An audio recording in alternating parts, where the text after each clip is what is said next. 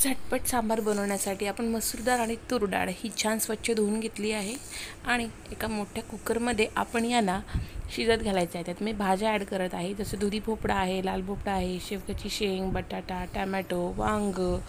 आपल्याला अशा आवडतील त्या भाज्या याच्यामध्ये आपल्याला ॲड करायच्या आहे आणि सरसकट आपल्याला याची 3 ते 4 शिट्ट्या करून घ्यायच्या। त्यात मी चवीनुसार थोडासा कांद्याच्या पातीचा कांदा घालत आहे। आपण इथे 2 हिरव्या मिरच्याही घालू शकतो आणि आता इथे मी भरपूर असं पाणी याच्यात घातलं आहे आणि याच्यात आपण शिट्ट्या करून घ्यायच्या। जसं आपण वरणाला शिट्ट्या करतो तशा 3 ते 4 शिट्ट्या करून घ्यायच्या। थोडं चवीला मीठ घातलं आहे म्हणजे भाज्यांमध्ये जरा फ्लेवर छान येतो आणि आता कुकर बंद करायचा। 3 ते 4 शिट्ट्या मी करून घेतल्या आहे। आता एका कढईमध्ये तेल घ्यायचं, त्यात जिरं, राई, हिंग, लसूण, कढीपत्ता, अद्रक ह्याची छान अशी कडक फोडणी करायची आणि आता बघा इथे मी कापून घेतलेला कांदा घातला आहे। लांब लांब असा कांदा कापून घ्यायचा आहे, तो त्याच्यामध्ये ॲड करायचा आहे आणि छान लालसर झाला ना। आता हा मी पातीचा कांदा घातला होता, आता हा मी आपला साधा कांदा घातला आहे आणि आता छान याची फोडणी करून घ्यायची। त्याच्यामध्ये आता आपण घ्यायचं धणा पावडर, हळद, त्याच्यामध्ये आपण घालायचे थोडंसं लाल तिखट, नंतर आमचूर पावडर आणि आता इथे मी घरी बनवलेला मी होममेड बनवलेला सांबार मसाला ह्याच्यात मी ॲड करते। याची रेसिपी जर तुम्हाला बघायची असेल तर मला कमेंट करा, मी लवकरच तुम्हाला याची रेसिपी शेअर करेल। मीठ घातलेलं आहे आणि याच्यामध्ये चटपटा फ्लेवर येण्यासाठी मी चिंचेचा पल्प आणि गूळ घालत आहे। त्यात थोडं पाणी घातलं आहे आणि आता छान तेल सुटेपर्यंत मी हा मसाला शिजवून घेणार आहे। हे बघा साईडने किती छान असं तेल सुटलं आहे आणि हा सगळा मसाला मी याच्यात सांबारमध्ये मी ॲड करणार आहे।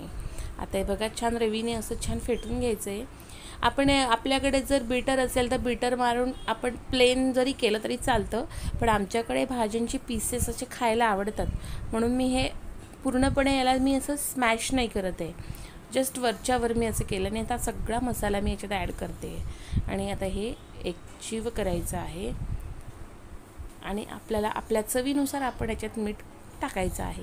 मी भाज्यांमध्येही मीठ घातलं होतं, आता आपण वरतून पाणी ॲड केलं आहे त्यामुळे याच्यात मीठ आपल्याला घालावं लागेल। आता हे बघा व्यवस्थित असा सगळा मसाला काढून मी याच्यामध्ये आता ॲड करते आहे। तर बघा अगदी 7 ते 8 मिनटामध्ये हा सांबार आपला तयार होतो। एका साईडला आपण जर कुकर लावला तर दुसऱ्या साईडला आपण मसाला बनवून ठेवला तरी चालतो।